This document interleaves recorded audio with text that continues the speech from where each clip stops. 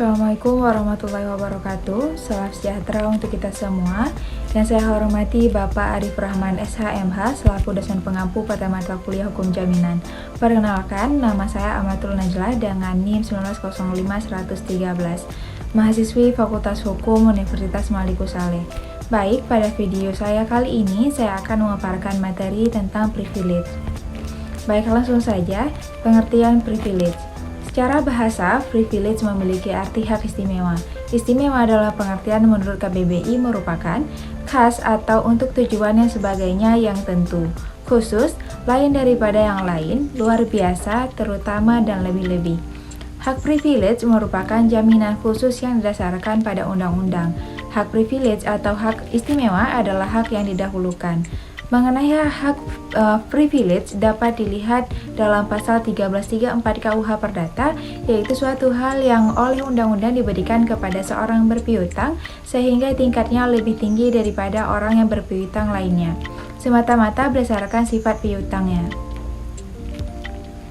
Hak istimewanya adalah privilege yaitu kredit. Hak para kreditur tentu untuk mendapatkan pelunasan utang lebih dahulu daripada kreditur lain. Kemudian derivatif, kontrak keuangan khusus yang memungkinkan salah satu pihak untuk melaksanakan beberapa hak khusus atau opsi. Misalnya pembelian surat berharga atau komoditas pada waktu tertentu dan harga tertentu.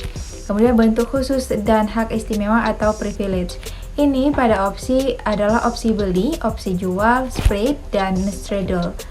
Privilege atau hak istimewa merupakan hak yang memberi jaminan walaupun bukan merupakan hak kebendaan tetapi ditempatkan dalam buku 2 KUH Perdata.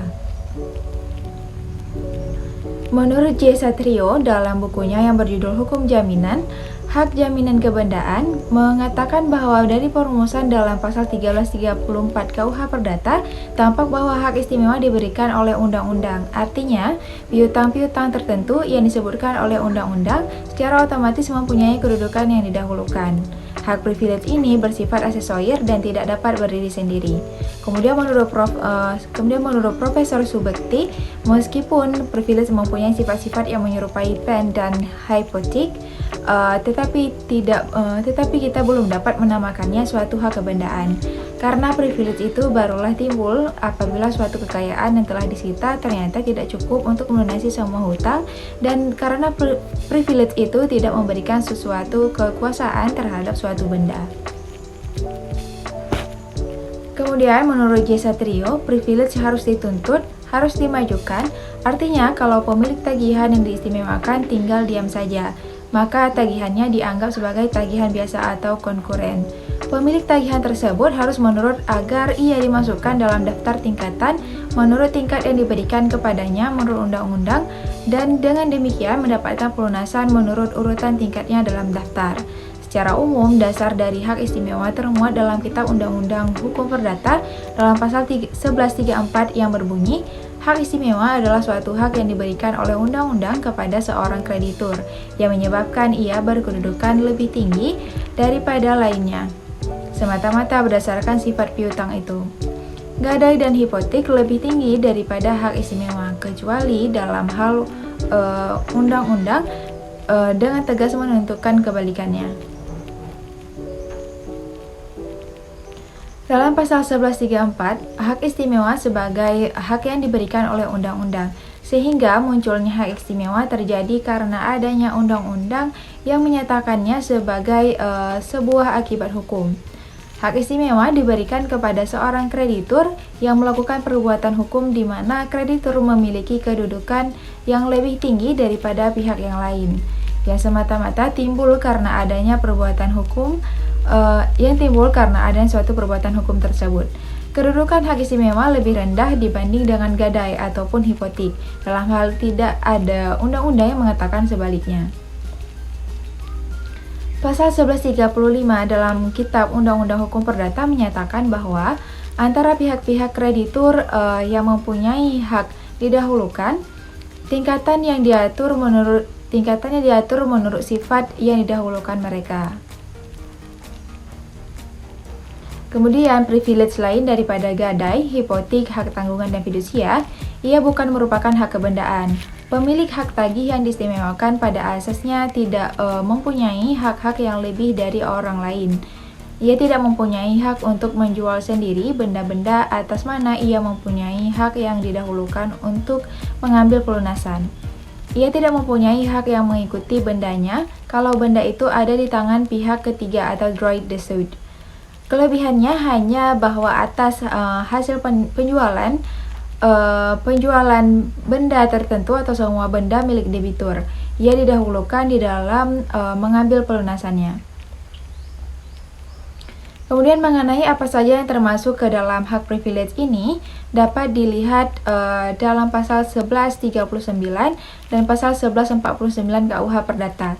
Hak-hak istimewa seperti yang terdapat dalam pasal 1138 KUH Perdata, yaitu hak-hak istimewa itu dapat mengenai barang-barang tertentu atau dapat juga mengenai semua barang-barang bergerak dan tidak bergerak. Pada umumnya, yang pertama didahulukan daripada yang kedua, sehingga hak-hak istimewa tersebut terdapat dalam beberapa kebendaan sesuai dengan pasal 1138.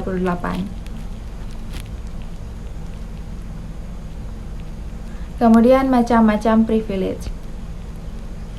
Hak istimewa dalam kedudukannya merupakan hak yang bersifat aksesorir dan tidak berdiri sendiri. Dalam pembagiannya, hak istimewa terbagi dalam dua jenis, yaitu hak istimewa khusus, di mana tertuju terhadap benda-benda tertentu. Dari debitur terdiri dari 9 macam dan tidak ditentukan urutannya, pasal 1139 KUH Perdata.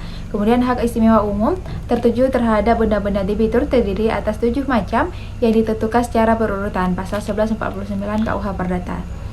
Kemudian hak istimewa umum diberikan kepada debitur terhadap semua kekayaannya yang termuat dalam pasal 1149 KUH Perdata. Piutang-piutang atas segala barang bergerak dan barang tak bergerak pada umumnya.